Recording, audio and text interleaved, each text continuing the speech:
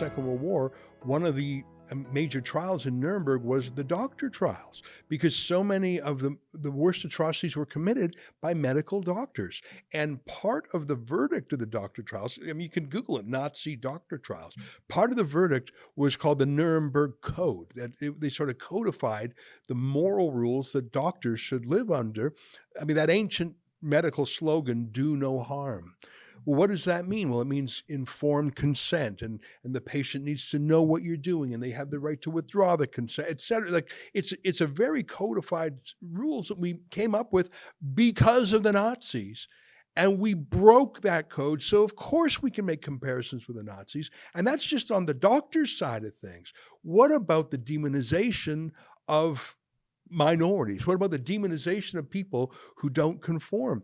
And the rage, in particular, Justin Trudeau obviously did some polling and saw that raging against the unvaccinated seemed to work, because it was like he flipped a switch on, and the demonization. Here's a clip of that. I don't know if you're like, he would shout and say, "You won't be able to sit next to us." Well, that, I mean, again, Nazi Nuremberg laws of where Jews were and weren't allowed to go. The new Jews were the unvaxxed. Here's a clip of Trudeau. The folks out there tonight shouting, the anti-vaxxers, they're wrong.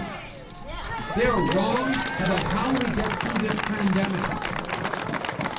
And more than just being wrong, because everyone's entitled to their opinions, they are putting at risk their own kids, and they're putting at risk our kids as well. That's why we've been unequivocal.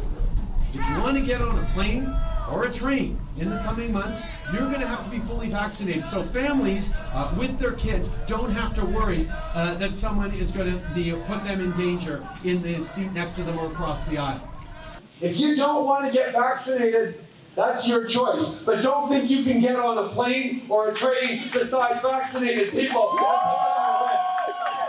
And now is the time for people who are still resistant to getting vaccinated to realize that that choice, which has consequences on putting our kids at risk, which has consequences at having us risk more lockdowns because they haven't chosen to get vaccinated yet, that there will be consequences for those people in not being able to go to a gym or a restaurant, not being able to go to a movie theater, not being able to get on a train or a plane.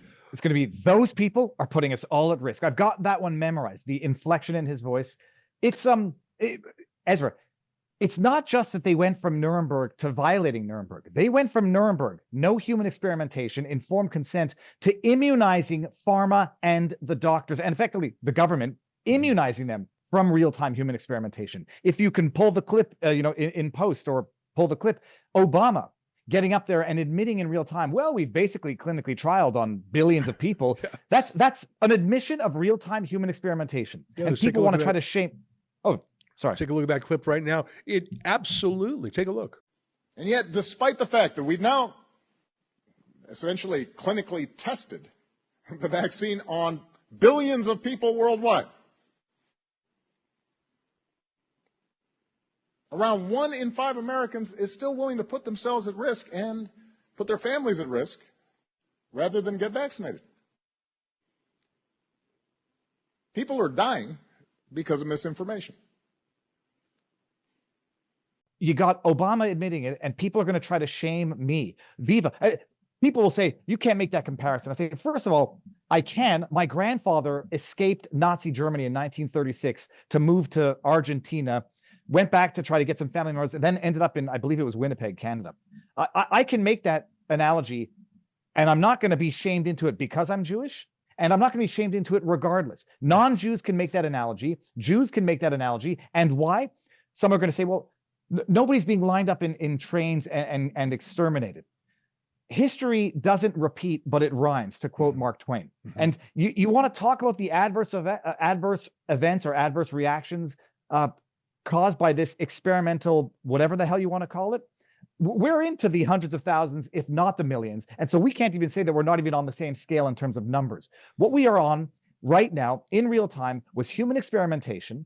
And not only do we not get to sue people for it, They've been immunized for the consequences of their own actions. It's a world gone upside down. Yeah, you're so right. And by the way, in society, anyone that they don't like, they call Hitler. I mean, the agent provocateur who unfurled the Nazi flag, the swastika, at the trucker convoy for about 30 seconds, just so it could be photographed and then put it away immediately. What a psyop that was. So you can call anyone you don't like Hitler. Trudeau immediately called the truckers racist, misogynist, whatever, baseless. But actually copying what the Third Reich did, you can't point that out. And the thing is that Hitler won his election in 1933.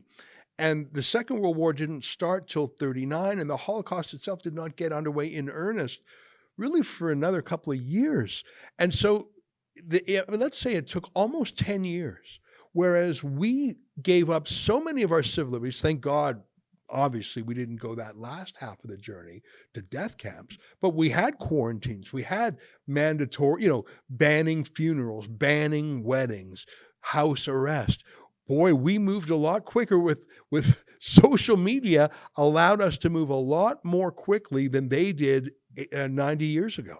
Well, but we never got to death camps, and the world will probably never get to death camps ever again, because the next iteration of whatever it was that went, down as a societal collapse during World War II, it'll happen in a different way, but the consequences will be just as grave. We're going to have, effectively, if you believe the numbers, the VAERS reports, or the Canadian equivalent, hundreds of thousands, if not millions, of adverse reactions of serious importance or deaths. So they're not death camps anymore, but what it is mass casualties as a result of human experimentation, for which the pharma companies, the doctors, and the government are effectively immunized. I mean, it doesn't have to be death camps to be atrocious and an atrocity. And hopefully you never get death camps again. But what did we get in real time here? You got your quarantine facilities, government designated quarantine facilities, imposed curfew, house arrest for millions of people. Demonization is an understatement. People losing their jobs, vaccine passports. Show me your papers. Oh, I can't compare it to the Holocaust. I'm sorry. I can compare it to Nazi Germany when they made my wife show her papers to go out at night after curfew for her job. Yeah. So I'm sorry. I'm unapologetic about it. I was late. I was reluctant to get on the Nuremberg 2.0 hashtag. I'm fully there now because I understand what they've done, and it will be an atrocity in 40 years, the same way we look back at other atrocities decades later and say those were atrocities. Yeah. Hey, I got to tell you, I'm going on a cruise with a whole bunch of rebels. We're sailing out of Fort Lauderdale on March 23rd, 2024. That's not so far away, less than 6 months away. A gorgeous trip around the Caribbean. Holland America Line, boy, is that luxurious. And we're going to bring some of our favorite Rebel talent. Sheila Gunn Reid, David Menzies. That's rebelnewscruise.com.